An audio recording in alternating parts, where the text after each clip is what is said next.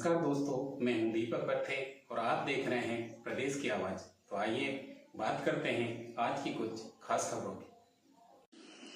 भोपाल में 2 दिवसीय global investors summit 2025 का हुआ समापन। भोपाल के राष्ट्रीय मानव संग्रहालय में आयोजित 2 दिवसीय ग्लोबल इन्वेस्टर समिट 2025 का मंगलवार को शानदार समापन हुआ। समिट के अंतिम दिन केंद्रीय गृह मंत्री श्री अमित शाह ने समिट को संबोधित किया और देश के विकास के दृष्टिकोण, विशेष रूप से मध्य प्रदेश के आर्थिक और बुनियादी ढांचे के विकास पर विचार व्यक्त किए। श्री शाह ने अपने संबोधन की शुरुआत में प्रधानमंत्री श्री नरेंद्र मोदी जी के द्वारा 2047 तक भारत को पूर्ण विकसित देश बनाने के दृष्टिकोण को भी साझा किया। उन्होंने कहा कि श्री मोदी जी ने 130 करोड़ भारतीयों के सामने 2047 तक भारत को एक विकसित राष्ट्र बनाने का लक्ष्य रखा है। इसके साथ ही 2027 तक भारत को दुनिया की तीसरी सबसे बड़ी अर्थव्यवस्था बनाने का भी लक्ष्य तय किया गया है। श्री शाह ने कहा कि इस समिट के माध्यम से ग्लोबल इन्वेस्टमेंट के कई नए आयाम सामने आए हैं, जिसमें मध्य प्रदेश अब निवेश के लिए एक आकर्षण केंद्र बन चुका है। उन्होंने यह भी कहा कि मध्य प्रदेश, जो कभी बीमारू राज्य माना जाता था, आज भाजपा सरकार के 20 साल के कार्यकाल में एक मॉडल राज्य बन चुका है। श्री शाह ने विश्वास व्यक्त किया कि जो MOU इस समिट में साइन किए गए हैं, वे जल्द ही वास्तविकता में बदलेंगे और राज्य के विकास में अहम भूमिका निभाएंगे। इसके पहले समिट में मध्य प्रदेश के मुख्यमंत्री डॉक्टर मोहन यादव ने निवेश के क्षेत्र में राज्य की सफलता की ओर इशारा करते हुए बताया कि अब तक सरकार को 30,77,000 करोड़ रुपए के निवेश के प्रस्ताव प्राप्त हो चुके हैं। मुख्यमंत्री ने यह भी कहा कि समिट में कुल 5,000 से अधिक B2G और 600 से अधिक B2B कार्यक्रम आयोजित किए गए हैं, जो मध्य प्रदेश के व्यापारिक विकास और निवेश वातावरण को सशक्त करने के लिए महत्वपूर्ण है। मुख्यमंत्री ने केंद्रीय गृह मंत्री श्री अमित शाह को यह आश्वासन भी दिया कि अगले 1 साल के अंदर राज्य सरकार द्वारा 3 प्रमुख कानून पूरी तरह से लागू कर दिए जाएंगे, जो निवेश को और बढ़ावा देंगे। प्रदेश की आवाज के लिए दीपक बर्थे की रिपोर्ट। ग्लोबल इन्वेस्टर समिट में ऊर्जा, IT, खनन, पर्यटन, स्टार्टअप, शहरी विकास के विभिन्न प्रकार के ऐतिहासिक समझौतों के बारे में बताना चाहूंगा और इस आधार पर मध्य प्रदेश में निवेशकों का जो विश्वास बढ़ा है, मुझे इस बात की प्रसन्नता है। यशस्वी गृह मंत्री जी की मौजूदगी में जब हम कल यशस्वी प्रधानमंत्री के माध्यम से पहले दिन का समापन कर रहे थे, तो लगभग हमारे पास 22,50,000 करोड़ के निवेश के कल आंकड़े की यहां घोषणा की गई थी।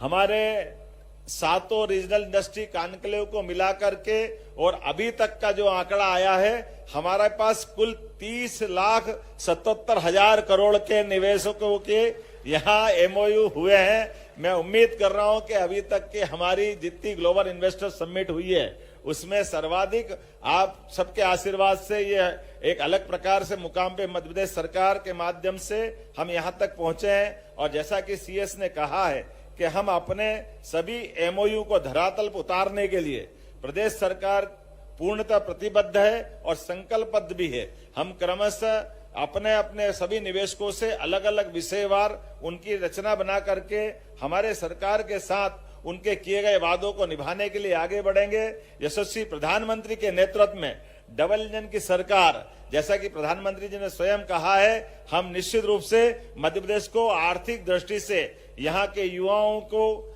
यहाँ के किसानों को, महिलाओं को, हमारे अपने सभी प्रकार के अपने इस क्षेत्र की संभावना वाले लोगों को लेकर के मध्य प्रदेश सरकार अपने इस अभियान में, खासकर उद्योग और रोजगार वर्ष में निश्चित रूप से अपने मध्य प्रदेश को सबसे सशक्त राज्यों की कतार में खड़ा करेगी। पूरे देश के परिदृश्य की बात करें तो 2047 तक मोदी जी ने देश के युवाओं के सामने, देश के 130 करोड़ की जनता के सामने एक पूर्ण विकसित राष्ट्र भारत को बनाने का संकल्प रखा है और 2027 तक दुनिया की तीसरी बड़ी अर्थव्यवस्था बनने का संकल्प भी रखा है। मध्य प्रदेश की ये इन्वेस्टमेंट समिट, मुझे विश्वास है कि दोनों लक्ष्यों को सिद्ध करने के लिए न केवल सहायक होगी, इसमें बहुत बड़ा योगदान भी देगी, क्योंकि जो नई कल्पना है डेवलपमेंट की, वो कल्पना में कभी कोई एक सरकार देश का विकास नहीं कर सकती। टीम इंडिया की कल्पना में भारत सरकार और सभी राज्यों की टीम इकट्ठा होकर समग्र भारत का विकास करे, इस दिशा में जाने का जो लक्ष्य मोदी जी ने रखा था, उसको मध्य प्रदेश के इस कार्यक्रम ने बहुत आगे तक बढ़ाया है। मैं आज मध्य प्रदेश की जनता को भी ये बताना चाहता हूं कि एक जमाना था जब मध्य प्रदेश को बीमारू राज्यों में गिनती की जाती थी। रोड, बिजली, सिंचाई, पानी की उपलब्धता, हर क्षेत्र में मध्य प्रदेश बीमारू माना जाता था। भारतीय जनता पार्टी के सातत्यपूर्ण 20 साल के शासन के बाद आज मध्य प्रदेश में 5 लाख किलोमीटर सड़क नेटवर्क बना है, 6 हवाई अड्डे हैं, 31 गीगावाट की ऊर्जा क्षमता है, जिसमें से 30% क्लीन एनर्जी है। IIM, IIT, AIIMS, IITM, NIFT, NIFD जैसे कई प्रतिष्ठित संस्थान मध्य प्रदेश के युवाओं को ये मौकों के दोहन के लिए योग्य बनाते हैं और देश भर में सबसे ज्यादा खनिज संपदा प्राप्त करने वाले राज्यों में हमारा मध्य प्रदेश है। मैंगनीज, कॉपर, रॉक फॉस्फेट, कोयला, चूना पत्थर, लोहस, कई सारे मिनरल्स मध्य प्रदेश में उपलब्ध है और आज एक प्रकार से मध्य प्रदेश देश का कॉटन कैपिटल भी बन गया है। देश का 25% ऑर्गेनिक कॉटन का सप्लाई हमारा मध्य प्रदेश करता है और मध्य प्रदेश फूड प्रोसेसिंग के लिए भी बहुत महत्वपूर्ण राज्य माना जाता है। राज्य सरकार ने 2025 के वर्ष को उद्योग वर्ष के रूप में बनाने का तय किया है और ईज ऑफ डूइंग बिजनेस के लिए जन विश्वास विधेयक पारित करने वाला मध्य प्रदेश देश में सबसे पहला राज्य बना है और मुझे विश्वास है कि सभी प्रयासों से मध्य प्रदेश पूरे भारत में टॉप अचीवर बनेगा। आने वाले दिनों में मध्य प्रदेश में जो पोटेंशियल है, एग्रीकल्चर पोटेंशियल, इंडस्ट्रियल पोटेंशियल, ये सारा 100% एक्सप्लोरेशन करने में टीम मध्य प्रदेश सफल होगी, इसका मुझे विश्वास है। मित्रों, मोदी जी के 10 साल के शासन में भारतीय अर्थव्यवस्था 10वें क्रमांक से छलांग लगाकर 5वें क्रमांक पर आई है और मुझे विश्वास है 2027 में हम विश्व की 3रे नंबर की अर्थव्यवस्था बनकर आगे बढ़ेंगे।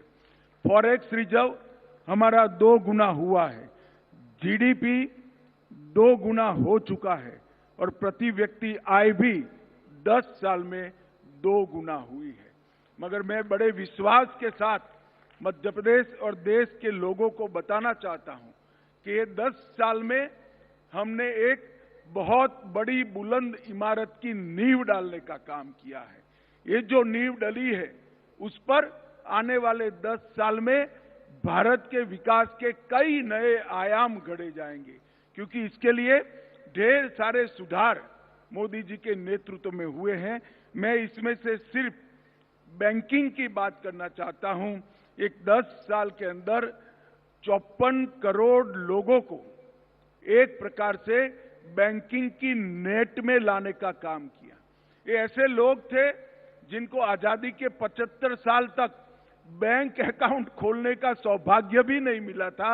आज वो सभी को बैंकिंग उपलब्ध कराने का काम नरेंद्र मोदी जी ने किया है। इंसॉल्वेंसी और बैंक्रप्सी कोड और एनपीए को 2.5% से नीचे पहुंचाना, जीएसटी का सफल इंप्लीमेंटेशन, सिंगल विंडो क्लियरेंस और कई सारे इंफ्रास्ट्रक्चर के काम एक प्रकार से देखें तो 10 साल में 60,000 किलोमीटर राजमार्ग की वृद्धि हुई है, 8 लाख किलोमीटर गांवों के रास्ते बने हैं, हवाई अड्डे 74 की जगह 157 हुए हैं, रेलवे के वृद्धिकरण में डबल वृद्धि हुई है और कार्गो हैंडलिंग में भी डबल वृद्धि हुई है।